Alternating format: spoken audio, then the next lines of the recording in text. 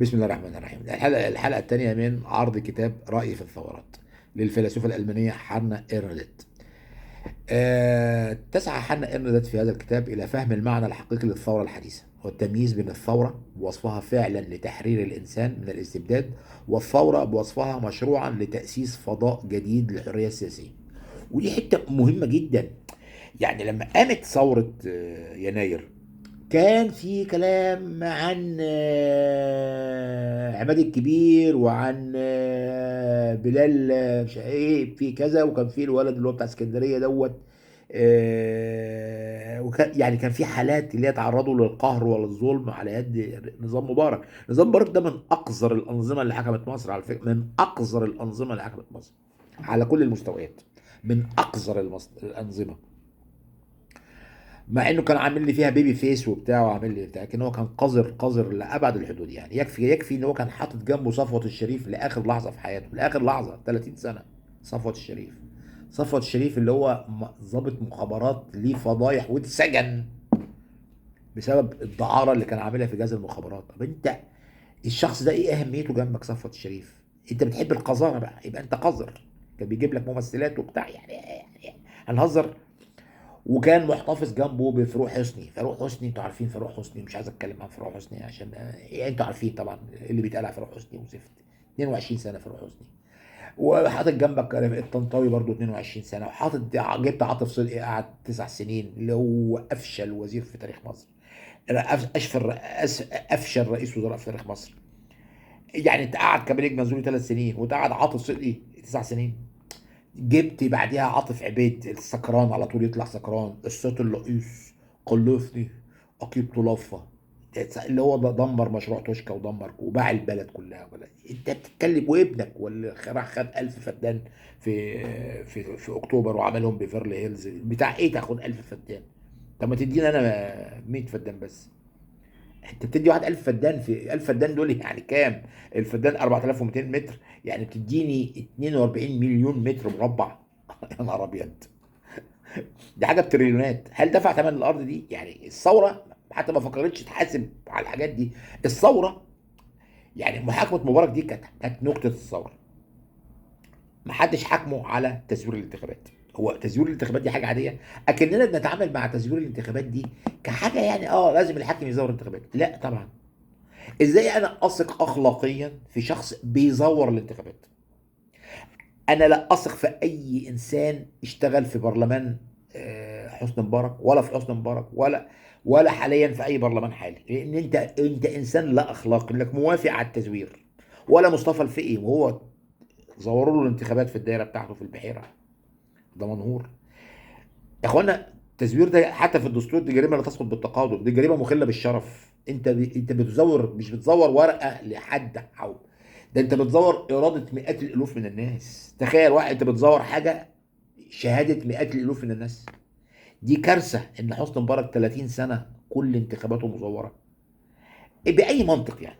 قول لي كده باي منطق ان احنا نقبل ان واحد يزور انتخابات 30 سنه؟ مش ده خيانه للشعب؟ ما حدش حاكمه على جرائم. زكي بدر، زكي بدر ده كان بيعمل جرائم رهيبه وبهدل ناس وموت ناس، ده قتل ناس كتير جدا. زكي بدر ده كان سفاح. زكي بدر ده زي حمزه البسيوني وزي صلاح ناصر، وزي حد عمل له حاجه؟ حد حاسبه زكي بدر؟ لا ولا حد. ده جاب ابنه وعينه وزير التعليم العالي. شوف بقى انت من تحدي للشعب المصري. يعني الشعب المصري كله كان يعني زكي بدر ده يعني شيطان. شيطان. بعد خرج ده، وخرج ايه يعني؟ ده خرج لانه اتسجلوا في واحد صحفي سجل له شريط كان قاعد في مناسبة وبيخطب. بقى مش همه حاجة، بقى مش همه حاجة. ما سابش حد في مصر ما شتموش وسبلوا الدين. وكتاب ومؤلف وممثلين وصحفيين وسياسيين وحتى وزراء. طبعا اتنشر الكلام ده في جريده الشعب انا فاكر، واتنشر معاه الراجل الصحفي قال لهم هو التسجيل الصوتي معايا عشان ما تقولش انا فبركت حاجه. اه طبعا مبارك اما غيره مضطر، ما عملوش، ما حكموش على اللي هو قاله ده. حد حاكم زكي بدر على الحاجات اللي عملها؟ على مش على الناس اللي قتلهم، لا، على السب والقذف اللي عمله في الناس. لا، ما حدش قال له حاجه. يبقى مين المسؤول؟ مبارك. وكل الناس اللي كانوا جنب مبارك. وكمال الشاذلي ده مش اتعمل عنه فيلم عماره يعقوبيان انه كان بياخد رشاوي عشان يعين الناس في البرلمان؟ حد حاسب كمال الشاذلي؟ لا. حد حاسب زفت التيم وزير الزراعه ده اسمه؟ وزير الزراعه ده كان في عصر حسني مبارك، الجدع بتاع الفيوم ده، يوسف والي. حد حاسب يوسف والي لان هو رفض ان مصر تكتفي ذاتيا من القمح؟ رفض في البرلمان، يعني جلسه الصحف القوميه نشرتها، الصحف ايه، الاهرام نشرتها، يعني مش حاجه يعني متلفقه عليه. وقف في البرلمان نائب من المعارضه بيقول له ليه سيادتك ما بتزرعوش تشكى قمح ونكتفي من القمح بدل ما بندفع 100 مليار جنيه كل سنه عشان نشتري القمح من بره؟ قال له ما نقدرش، لان امريكا مش هتوافق، وامريكا ممكن تحطنا تحت البند السابع وتضربنا. امريكا هتضربنا عشان بننتج قمح؟ ايه الاختراع ده؟ تخيل تخيل، ده تبريره. وقال برضه هو اللي قال حكايه ان لازم الرئيس المصري توافق عليه اسرائيل. ده كان من الطابور الخامس الصهيوني. ده يعني لو الاسرائيليين بيكتبوا يعني عمليات المخابرات بتاعتهم، ده هيبقى ليه مسلسل كبير جدا. يوسف والي ده مسلسل. يوسف والي ده طابور خامس صهيوني من عائله يهوديه، وتم تصعيده لحد ما بقى وزير الزراعه. وكان الهدف منه تخريب الزراعه المصريه، تخريب الزراعه المصريه، وان هو منع مصر من الاكتفاء الذاتي من القمح. حط ده كهدف، قال لك ما نزرعش لا قطن ولا قمح وبتاع، نزرع فراوله وكنتالوب. طب ازرع فراوله وكنتالوب في الارض الجديده. طب ماشي، بس يعني انت هو قال لك انا ازرع فراوله وابيعها واشتري قمح.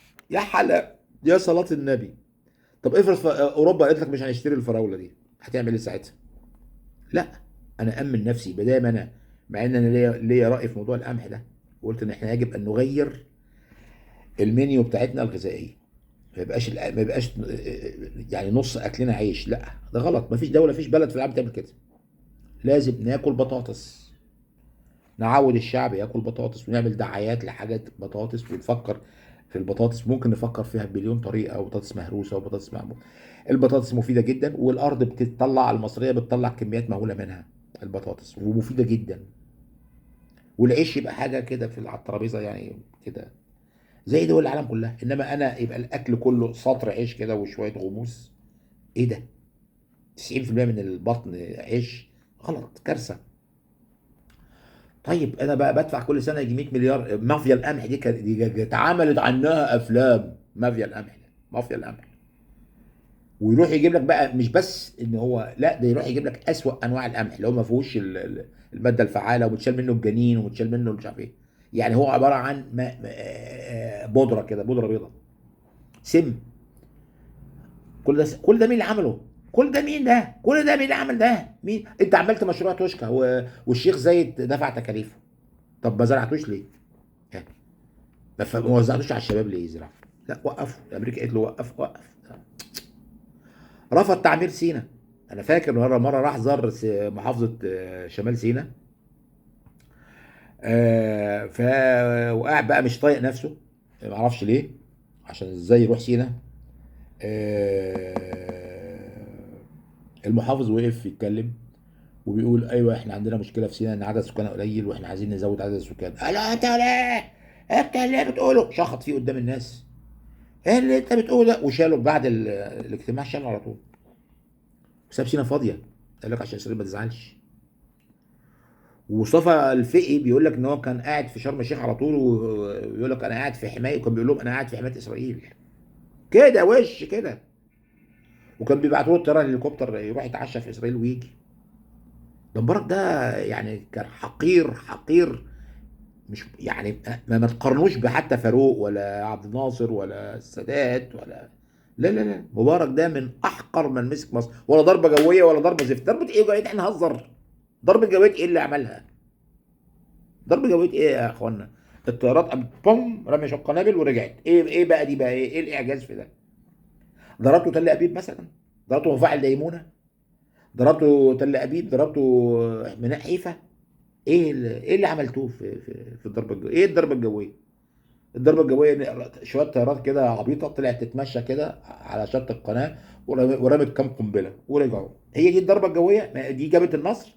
ازاي يعني؟ امال الجندي بقى ولن انسى ابدا الحقير ده لما كانوا بيحتفلوا بذكرى حرب اكتوبر، وبعدين احمد ماهر كان بيتكلم عن عبد العاطي صائد الدبابات. عبد العاطي ده عسكري مصري وقع 26 دبابه اسرائيليه. ده لو في اسرائيل ده كانوا عملوا له تماثيل في الشوارع. المهم في قاعه المسرح كان عبد العاطي ده قاعد ورا خالص. عبد العاطي، فالناس سقفت لانه عارفين عبد العاطي، سقفت لعبد العاطي فقام وقف. فراحوا المخبرين بتوع حسني مبارك راحوا جابوه من قفاه ولابس بدله معفنه كده، بدله صيفي معفنه، وهو سلم عليه وقعد عامل كده، عمل له ايده كده. يا اخي طب احترم البطل، ده بطل. احنا بنقول ده انتوا عاملين مسرحيه عنه وبتقولوا البطل. يعني ابسط حاجه قوم اقف، قوم اقف كراجل. وفي راجل يسلم على راجل وقاعد عامل له كده؟ مفيش رجوله، مفيش. ازاي يحتفل ببطل؟ عشان ازاي انت تضرب ده ناقص كان يحبسه. ازاي انت تضرب 26 دبابه اسرائيليه؟ ازاي تجي لك الجرأه تضرب 26 دبابه اسرائيليه؟ حبايبي اليهود الاسرائيليين. ده كان كارثه حسني مبارك، كارثه كارثه. يخرب بيته. الثوره حاسبته على الحاجات دي؟ لا. حاسبته على كان بتعمله مراته، ولا بتعمله فاروق حسني، ولا بتعمله الشباشي ده اللي هو كان في السفاره المصريه في فرنسا، وكانت كل شغلته يشتري هدوم وكلوتات لسوزان مبارك وعيله مبارك من فرنسا. حد حاسب الناس دي على اي حاجه؟ لا. حد حاسب النهب اللي حصل في مصر؟ شركه المراجل البخاريه والمراجل حد، الشركات اللي اتباعت دي كلها ببلاش، حد حاسب حد؟ محدش حاسب حد. محدش حاسب حد. الحاسبوه قال ايه؟ تهمه قتل المتظاهرين. وراح ابراهيم عيسى كمان شهد قال لا ما قتلش مظاهر. طب ابراهيم عيسى ماله؟ هو ابراهيم عيسى ماله؟ طب ما تجيبوا شباب من شباب الثوره يشهدوا. لا، جابوا ابراهيم عيسى عشان ده طابور خامس معاه صهيوني. دي عصابه واحده يابا. دي عصابه واحده صهيونيه، طابور خامس صهيوني. ط- طب مش ممكن تبقى في قضيه كده لتزوير الانتخابات؟ دي كان خد فيها مؤبد اقل حاجه.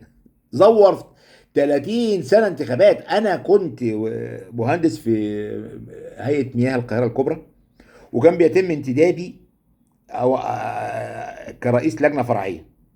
حضرت يمكن 4 انتخابات، منهم انتخاب في كفر شكر، وانتخاب في بلد اسمها قلمه، وفي هنا في الساحل، وفي اليوب. حضرت 4 مناسبات انتخابيه، برلمانات وحاجات كده، كلها مزوره. كلها مزوره. يعني لو حد قال لي ده بيزوروا ده. المهم بقى الناس يعني اما روحت مثلا اول مره كنت مصدوم، فروحت البيت اخويا الكبير من الناس اللي الله يرحمه بقى كان من الناس المخدوعين حتى بيقدس اي حاجه الدوله ده. ما اعرفش، في ناس كده عندهم تقديس للرؤساء والحاجات دي. دول كانهم ملائكه. فبابا بيقول لي الله يرحم الجميع. ايه؟ قلت له انتخابات مزوره. قال لي ما انا اخويا بيقول ايه، ما انا عارف هتقول كده، ما انا عارف كل حاجه عندك مزوره. يا ابني ده راجل مهندس وجاي من الانتخابات عليكم وبقول لك دي مزوره وانا فوجئت. يعني طب في ناس كده، في ناس عارفه. قلت لها ايه اخويا ده لحد ما مات اقول له مش عارف ايه، يقول لي لا ده انا عارف هتقول كده، ما انا عارف هتقول. هو مع الدوله ومع الرؤساء لو عملوا ايه يبرر لهم. يعني حتى لو ضربوه قتلوه يقول لك لا لا مش. في ناس كده، في ناس مرضى. ده مرض، الله يرحمه بقى، ده كان مريض بالحكايه دي. انا في ناس مرضى كده ان مش ممكن الرؤساء يعملوا حاجه غلط، يعني مش ممكن. ده بقى من الناس اللي نزلوا. انا فاكر وانا طفل صغير في 9 و10 اللي هي بعد النكسه، ونزلوا وراحوا بقى حوالين بيت عبد الناصر، وقعد 3 ايام وجنه متخبط وهدومه مقطعه وبتاع. في المظاهرات اللي راحت لعبد الناصر يقولوا لا تتنحى لا تتنحى. طب انت مالك؟ واكبر مني ب6 7 سنين. هو واصحابه شله كده وراحوا قال ايه لبيت عبد الناصر ما تتنحاش، وجالنا بعد 3 ايام ما اعرفش راح فين ال3 ايام دول، هدوم مقطعه ومتبهدل. في ناس كده، دول جزء من مجتمعنا، واصحابه كلهم كده، اصحابه كلهم كده. لا لا لا لا، بيحترموا اي رتبه، ده مقدس عندهم، الرتب دي مقدسه. فنيجي نرجع بس عشان ما نشتش قوي للست حنا ارنت.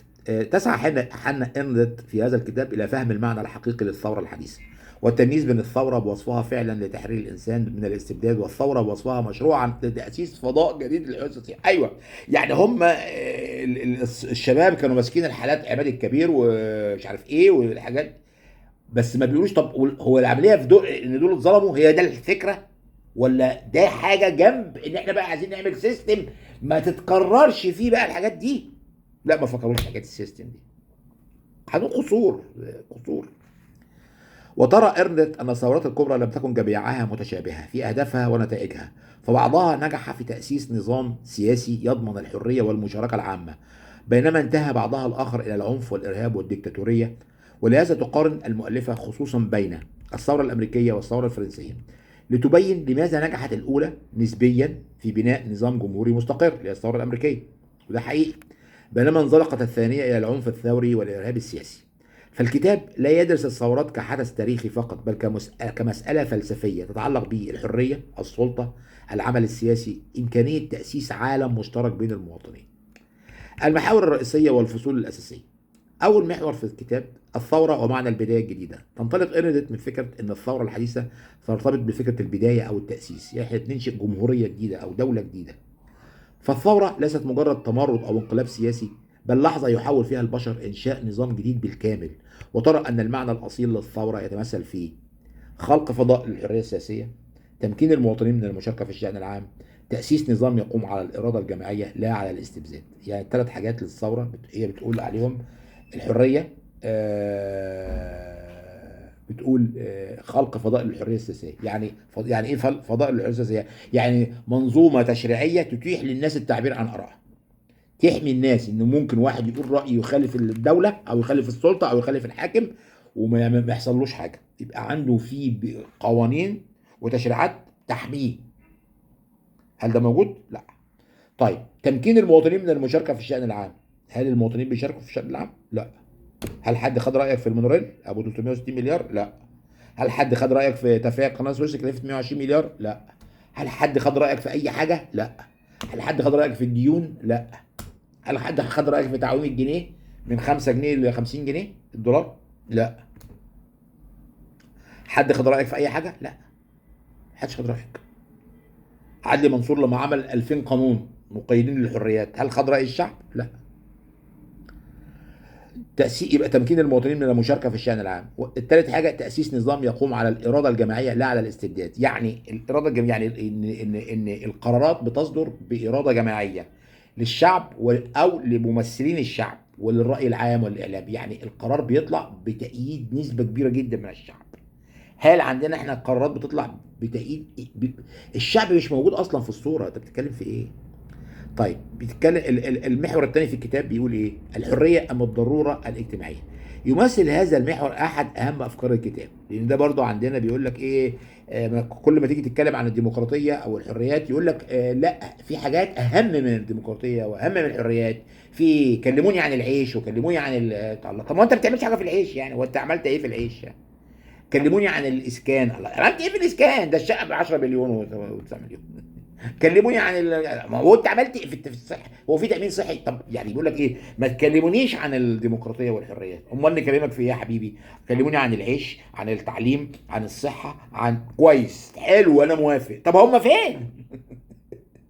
تيجي تقول له طب فين التعليم، يقول لك طب فين تحديد النسل. تكلموا عن الصحه يقول لك طب فين تحديد النسل. تكلموا عن العيش يقول لك طب فين تحديد النسل. يعني ايه؟ الشعب برضه اللي غلطان. يعني ما تطلبش مني حاجه لما تبقوا تحددوا نسلكم.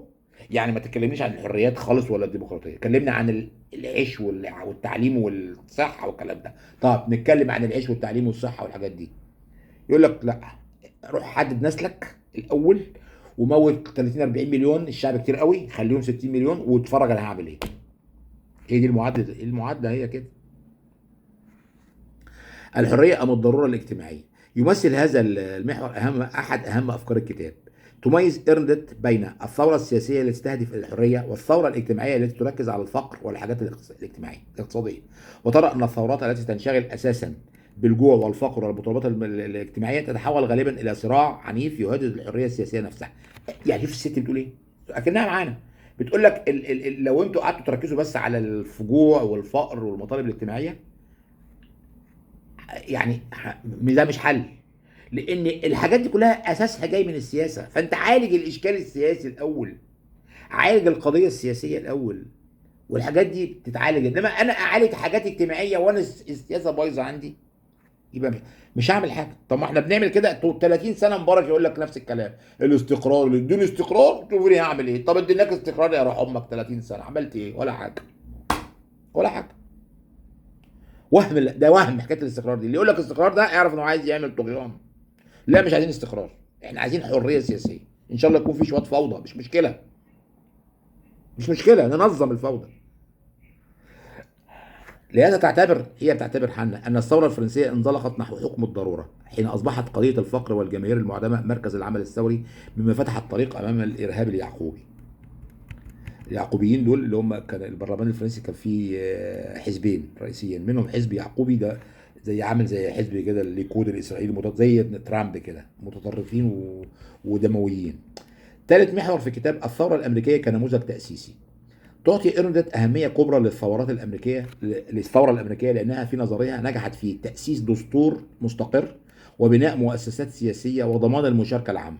يعني الثورة بتقول إن الثورة الأمريكية ثورة ناجحة لأنها نجحت في تأسيس دستور مستقر شغال لحد دلوقتي، شوف بقى لها أكتر من 200 سنة، وعملت مؤسسات سياسية، أيوه الكونجرس بمجلسيه، الرئاسة، الحزب الديمقراطي، الحزب الجمهوري، عملت مؤسسات سياسية في البلد مستقرة. تالت حاجة ضمان المشاركة العامة، الشعب بيشارك في الانتخابات في كل شيء. وأنا قبل كده اتكلمت عن مدينة نوجاليس. في مدينة اسمها نوجاليس. نوجاليس دي مدينة لما جم يعملوا خط الحدود بين أمريكا والمكسيك، نوجاليس دي وقعت على الخط، فاضطروا يقسموها ايه نصين بالظبط كده، نص في أمريكا ونص في المكسيك. وهي مدينة واحدة أصلا مكسيكية وسكانها مكسيكيين وأهالي كلهم في بعض. علماء الاجتماع لقوها فرصة نادرة عشان يدرسوا، فشافوا، راحوا المدينتين الامريكيه والمكسيكيه وقارنوا بين، حطوا كده مجموعه عناصر وشافوا هنا ايه وهنا ايه، هنا ايه وهنا ايه، هنا ايه وهنا إيه. دي انت هتلاقيها في كتاب لماذا تفشل الامم، كتاب جميل جدا. كان مصطفى مدبولي بيستشهد بيه، مصطفى مدبولي، وهو ما قراهوش اصلا. انت لو قريته ما كنت تعملش كل اللي بتعمله ده. لقوا ان الجزء الامريكي اللي هم نفس الناس، نفس اللغه، نفس الدين، نفس الثقافه، نفس الشعب، في الجزء الامريكي بقوا اغنياء، عندهم صحتهم حلوه جدا، كل الطلبه واخدين ثانويه عامه على الاقل غير الجامعه، التجاره سهله وسريعه ومفيش رشاوي ومفيش فساد ومفيش مخدرات ومفيش. الجزء بقى المكسيكي على العكس تماما، الطلبه كلهم ما بيروحوش المدارس، الشرطه فاسده وبتشارك العصابات في الايراد، بلاوي زرقاء. اقراها في الكتاب، انا كنت عملت عنها حلقه، مدينه نوجاليس بين امريكا وبين المكسيك. لا شوف بقى، يعني في هنا ده راجع لايه؟ للثوره الامريكيه. الثوره الامريكيه عملت دستور مستقر، بناء مؤسسات سياسيه، ضمان المشاركه العامه. اللي خلى نوجاليس الامريكيه تبقى احسن من نوجاليس المكسيكيه ان الشعب في نوجاليس ليه راي، الحكومه بتساله، بتيجي في الانتخابات تقول له عايز ايه، سواء نواب برلمان، سواء حكومه المدينه نفسها. الشرطه نفسها منتخبه من السكان، قائد الشرطه الشرف ده منتخب من سكان المدينه، وبالتالي لا يمكن يظلم حد ولا يمكن يكون في فساد، هيشيلوه. طيب المحور الرابع الثوره الفرنسيه ومشكله الارهاب. تقدم إرندت قراءه نقديه حاده للثوره الفرنسيه، فهي ترى ان انتقال الثوره من المطالبه بالحريه السياسيه الى محاوله حل المساله الاجتماعيه وادخالها في دوامه العنف، دي وتحلل، دي ادى الى ظهور الشخصيات زي روبسبير، ده كان راجل سفاح، ولجنة السلامة العامة، وصفها تعبيرا عن تحول الثورة إلى سلطة أخلاقية مطلقة ترى نفسها ممثلة للشعب والحقيقة في آن واحد، وترى أن هذا المنطق قاد إلى الإرهاب الثوري وإلغاء التعددية وتحويل السياسة إلى أداة قصر أخلاقي. المحور اللي بعد كده العلاقة بين السلطة والعنف. تفرق أرندت بين السلطة والعنف، فالسلطة الحقيقية في رأيها تقوم على الشرعية والاتفاق الجماعي والمشاركة السياسية. دي السلطة الحقيقية، مش السلطة اللي جاية كده بالقوة، لا دي مش سلطة، ده قهر. السلطة لازم تكون بموافقة برضاء الناس. أما العنف فهو علامة على ضعف السلطة لا قوتها. ولهذا ترى أن الثورات التي تعتمد بصورة متزايدة على العنف تفقد قدرتها على تأسيس فضاء حر ودائم. المحور اللي بعد كده المجالس الشعبية والديمقراطية المباشرة. تولي إرنت اهتماما خاصا بفكرة المجالس الثورية والتنظيمات الشعبية المحلية، وترى أن هذه المجالس ظهرت تلقائيا في الثورة الفرنسية والثورة الروسية وبعد الثورات الحديثة، بوصفها أشكالا أصيلة للمشاركة السياسية المباشرة. لكن الأنظمة الحزبية والدول المركزية قامت لاحقا بتهميشها أو القضاء عليها. المحور اللي بعد كده الثورة الحديثة وأزمة السياسة. ينتهي الكتاب إلى أن أزمة العالم الحديث ليست فقط أزمة اقتصادية أو اجتماعية، بل أزمة في معنى السياسة نفسها. فالمجتمعات الحديثة في رأي إرنت اللي هي الكاتبة يعني فقدت القدرة على المشاركة العامة والفعل الجماعي. ده بتتكلم عن عن أوروبا وأمريكا، أمال عندنا إحنا نقول إيه؟ والفعل الجماعي وبناء فضاء مشترك للمواطنين. وأصبحت السياسة تختزل في الإدارة البيروقراطية الصراع الاجتماعي بدلا من أن تكون مجالا للحرية والعمل المشترك. زي ما قلت يعد الكتاب من أهم الكتب من أهم أعمال الفكر السياسي في القرن العشرين، وقد أثر بقوة في نظرية الديمقراطية ودراسة الثورة والفلسفة السياسية المعاصرة. لكن بعض النقاد رأوا أن إرنت بالغت في تمجيد الثورة الأمريكية وكانت قاسية جدا تجاه الثورة الفرنسية، وقللت من أهمية العدالة الاجتماعية والفقر في أهمية فهم الثورات. طبعا يعني أنا الكتاب ده كتاب بيعبر عن رأي فيلسوفة انا متاكد من نزاهتها مع انها مثلا يهوديه المانيه، لكن لا هي نزاهه بدليل ان اسرائيل بتكرهها واليهود بيكرهوها، ويقول لك دي من بيصنفوها على انها زي نعوم شومسكي كده، ما يهودي بيقول لك دي من اللي هم كارهي يهوديتهم. لا هم مش كارهي، انسانه موضوعيه وشافت الظلم في المانيا، فهي مش عايزه يبقى في ظلم في العالم. فالست دي ده كتابها طبعا، مش انا ما بقولش ان هو يعني كل حاجه فيه صح، لكن مهم. يعني لو كان الناس في مصر الثوار او كان واحد زي علاء الاسواني او ده الفضل ليه تاثير على الناس في مقالاته، كان بيكتب مقالاته كانت مهمه جدا في الشروق وفي مصر اليوم. لو كان تعرض لهذا الكتاب وعرضه للناس كان ممكن مصير الثوره اختلف، لان كان مسموع. للاسف الناس بتسمع الاسماء الكبيره للاسف الشديد، يعني هو ده عيبنا في مصر.